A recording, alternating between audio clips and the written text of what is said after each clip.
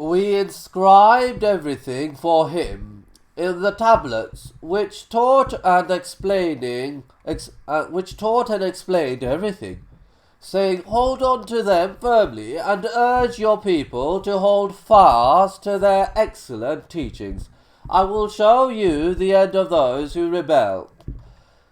This legacy of mass memorization has continued throughout Islamic history. Muslims today have no doubt about the perfect preservation of the Quran.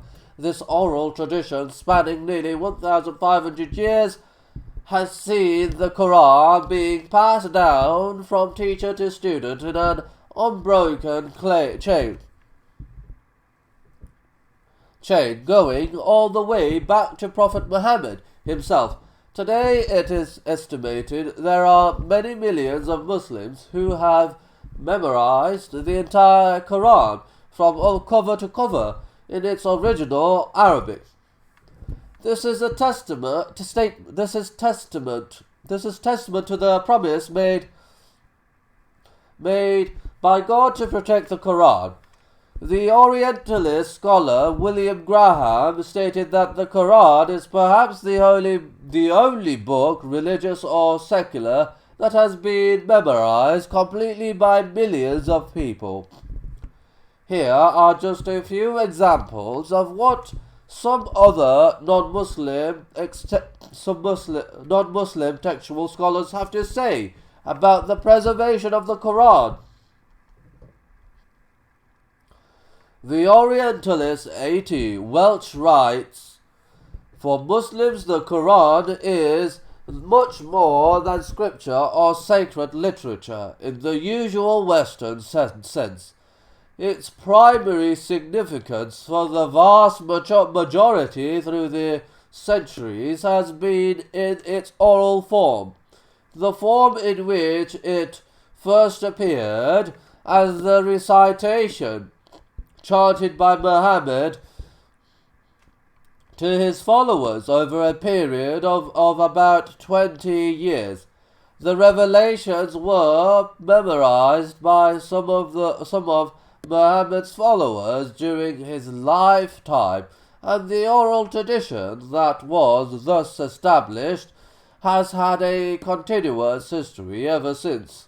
In some ways independent of and superior to the written Quran, through the centuries, the oral tradition of the entire Quran has been maintained by the professional reciters.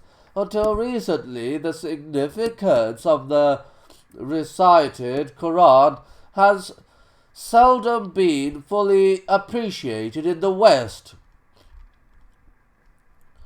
Bible scholar Kenneth Cragg reflects that this phenomenon of Quranic recital means that the text has traversed the centuries in an unbroken living sequence of devotion. It cannot therefore be handled as an antiquarian thing, nor as a historical document out of a distant past. The fact of Hifz, Quranic memorization, has made the Quran a present possession through all the lapse of Muslim time and given it a human currency in every generation, never allowing its relegation to a bare authority for reference alone. It must be pointed out that every Muslim of the estimated 1.5 billion Muslims in the world memorizes at least some parts of the Quran in Arabic in order to be able to pray like Prophet Muhammad. In fact, if every written copy of religious scriptures in existence today were to be somehow destroyed, then it is only the Quran that could be recreated perfectly, thanks to its mass memorization. Those who memorize the Quran are people of all ages. The vast majority are not Arabs and don't even speak Arabic as a language. The oral tradition of the Quran is a phenomenon unique to Islam. Is there any reason to doubt the reliability of the oral tradition? The estimated millions who have memorized the Quran in the world have learned the Quran via a direct transmission starting from Prophet Muhammad himself. The implications of this are astonishing. If millions of people who have memorized the Quran can trace their oral memorization of the Quran down the centuries of teachers and scholars, all the way back to the Prophet himself, who could doubt the authenticity of the oral tradition? Especially if these millions of memorizers live in different places in the world and have learnt the Quran from different teachers and scholars. The amount of varying oral transmissions and the amount of people who have learned the Quran, and the fact there are no discrepancies in what they have memorized, is not a historical accident. The conclusion can only